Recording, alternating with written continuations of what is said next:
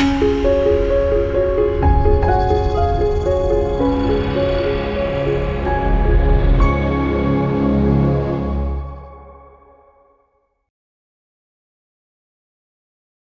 మాత్రం. నేను మీ journalist Navatha. Welcome to R voice. దేశ సమస్యలను గుర్తించడం, భవిష్యత్తులో వాటి తీవ్రతను తగ్గించే ప్రయత్నాలు చేసుకుంటూ పోవడం అనేది సీరియస్గా నిజాయితీగా పనిచేసే ఒక నాయకుడి లక్షణం. మోదీ 2014లో వచ్చాక దేశంలో ప్రతి రంగంలోనూ ఇలాగే శాశ్వత పరిష్కారం కోసం ప్రణాళికాబద్ధంగా ఉన్న నిధులతో మెల్లిమెల్లిగా అడుగులు వేస్తున్నారు. 2014 తర్వాత మోడీ క్రూడ్ ఆయిల్ వినియోగం తగ్గించి తద్వారా క్రూడ్ దిగుమతులకు విదేశాల మీద ఆధారపడటం తగ్గిస్తూ దాని ద్వారా ఫారెన్ ఎక్స్చేంజ్ పొదుపు చేసే ప్రయత్నాలు చేస్తున్నారు.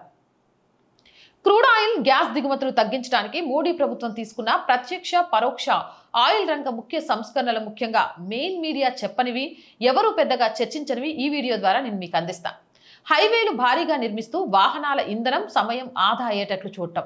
2014కి భారత రైల్వే నెట్వర్క్లో విద్యుత్ మీద నడిచే 30 నుంచి 35% నెట్వర్క్ని దాదాపుగా 100% విద్యుత్ మీద నడిచేటట్లు చేశారు. రైల్వేలో డీజిల్ వినియోగం భారీగా తగ్గింది. జీఎస్టీ పెట్టి రాష్ట్రాల మధ్య టోల్ గేట్స్ తీసేసి వాహనాల గంటల తరబడి ప్రయాణ ఆలస్యం తగ్గించి ఆయిల్ ఆదా చేయడం. వ్యవసాయం నుంచి ఇథనాల్ ఉత్పత్తి పెంచి ఆయిల్లో 15 నుంచి 20% కలుపుతూ అంత మేర క్రూడ్ వినియోగం, దిగుమతులు తగ్గించడం, వ్యవసాయదారుల ఆదాయం పెంచడం. ప్రపంచ క్రూడ్ ధరలు తగ్గినా ఇక్కడ తగ్గించకుండా ఆ డబ్బులు కొంత ఉపయోగించి సుమారు 10 రోజులకు సరిపోయే ఎస్పీఆర్ ఏర్పాటు చేయడం.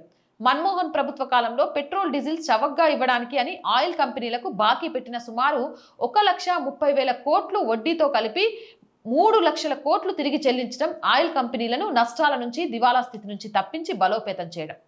గ్యాస్, డీజిల్ ద్వారా తయారయ్యే విద్యుత్ బదులు వాటి అవసరం లేని సోలార్, విండ్ ఎనర్జీ భారీగా పెంచడం. సబ్సిడీలు ఇస్తూ విద్యుత్ వాహనాలు వాడకను పెంచడం, ముఖ్యంగా పెద్ద నగరాల్లో ఆటోలు, టాక్సీలు, విద్యుత్ సిటీ బస్సులు ప్రోత్సాహకాల ద్వారా పెంచడం. ఇవి అతి ముఖ్యమైనవి.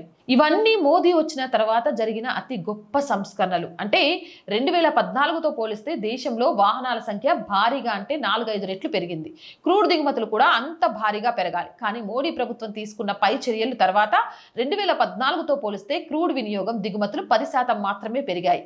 సంస్కరణలు లేకపోయి ఉంటే క్రూడ్ డిమాండ్ 25 నుంచి 30% వరకు పెరిగేది. అంటే దేశంలో క్రూడ్ వినియోగం ఎంత భారీగా పెరిగేదో ఊహించండి.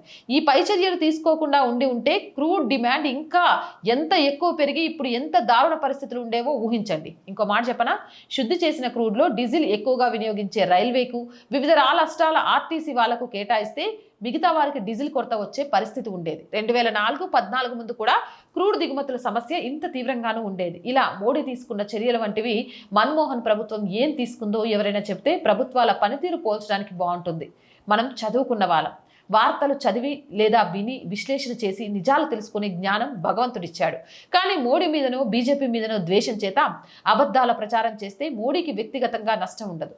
దేశం తద్వారా మన ముందు తరాలు నష్టపోతాయి అనే విషయాన్ని గుర్తుంచుకోండి. జై హింద్, జై భారత్. మోర్ వీడియోస్ కోసం ఆర్ వాయిస్ ఛానల్ వెంటనే సబ్స్క్రైబ్ చేయండి. రోజు చెప్తుందేనండి, R group of channels, R voice, R political, R Samskriti, 3 మన ఛానల్సే. So please subscribe our channels. Content బాగుంది అనిపిస్తే లైక్ చేయండి, షేర్ చేయండి.